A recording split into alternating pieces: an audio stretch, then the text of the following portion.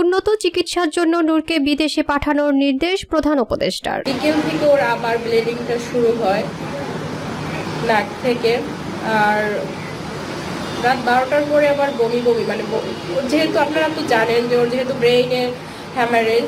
গণ অধিকার পরিষদের সভাপতি ও জুলাই গণ অভ্যুত্থানের অন্যতম রাজনীতিবিদ নুরুল হক নূরের সুচিকিৎসার জন্য বিদেশে পাঠানোর নির্দেশ দিয়েছেন প্রধান উপদেষ্টা অধ্যাপক ডক্টর মোহাম্মদ ইউনূস। মঙ্গলবার রাষ্ট্রীয় অতিথি ভবন যমুনায় প্রধান উপদেষ্টার সঙ্গে সাক্ষাৎ করেন নুরুল হক নূরের সহধর্মিণী মারিয়া আক্তার, গণ অধিকার পরিষদের সাধারণ সম্পাদক রাশেদ খান এবং সিনিয়র যুগ্ম সাধারণ সম্পাদক হাসান আল মামুন। প্রধান উপদেষ্টার প্রেস উইং জানিয়েছে, নুরুল হক নূরের শারীরিক অবস্থার বিষয়ে কথা বলতে গিয়ে কান্নায় ভেঙে পড়েন মারিয়া আক্তার। তিনি জানান, নূরের মস্তিষ্কে রক্তক্ষরণ হয়েছে, নাকের হাড় ভেঙেছে, তিনি চোয়ালে ও মেরুদণ্ডে আঘাত পেয়েছেন।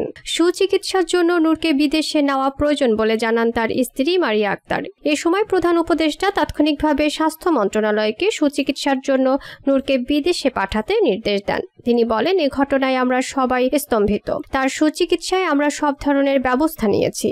একই সঙ্গে এ ঘটনায় বিচার বিভাগীয় তদন্ত হচ্ছে। এ সময় আইন উপদেষ্টা আসিফ নজরুল, পরিবেশ উপদেষ্টা রিজওয়ানা হাসান এবং গৃহায়ন ও গণপূর্ত উপদেষ্টা আদিলুর রহমান খান উপস্থিত ছিলেন। আইন উপদেষ্টা আসিফ নজরুল জানান, হামলার ঘটনা তদন্তে বিচারপতি আলী রেজার নেতৃত্বে এক সদস্য বিশিষ্ট কমিটি গঠন করা হচ্ছে। আগামীকালের মধ্যেই এ সংক্রান্ত গেজেট প্রকাশিত হবে এবং 15 দিনের মধ্যে তদন্ত কমিটি তাদের কাজ সম্পন্ন করবে। নূরকে হামলার ঘটনায় বিচার বিভাগীয় তদন্ত কমিটি গঠন।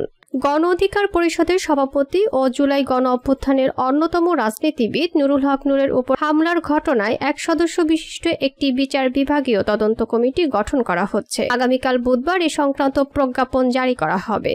মঙ্গলবার রাতে প্রধান উপদেষ্টার প্রেস সচিব শফিকুল আলম যমুনার গেটে এক ব্রিফিংয়ে একথা জানান। এর আগে সন্ধ্যায় রাষ্ট্রীয় অতিথি ভবন যমুনায় প্রধান উপদেষ্টার সঙ্গে সাক্ষাৎ করেন নুরুল হক নূরের সহধর্মিণী মারিয়া আক্তার, গণ অধিকার পরিষদের সাধারণ সম্পাদক রাশেদ খান এবং সিনিয়র যুগ্ম সাধারণ সম্পাদক হাসান আল মামুন। শফিকুল আলম বলেন, প্রধান উপদেষ্টা যমুনায় নুরুল হক নূরের সহধর্মিণী মারিয়া আক্তার এবং নূরের 2 জন সহযোদ্ধার সঙ্গে কথা বলেছেন। নূরকে উন্নত চিকিৎসার জন্য বিদেশে পাঠাতে বলেছেন।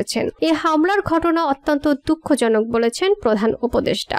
প্রেস সচিব বলেন, এই সাক্ষাতের সময় আইন উপদেষ্টা আসিফ নজরুল জানান, হামলার ঘটনায় বিচারপতি আলী রেজার নেতৃত্বে এক সদস্য বিশিষ্ট কমিটি করা হচ্ছে। আগামীকালের মধ্যেই এ সংক্রান্ত গেজেট প্রকাশিত হবে।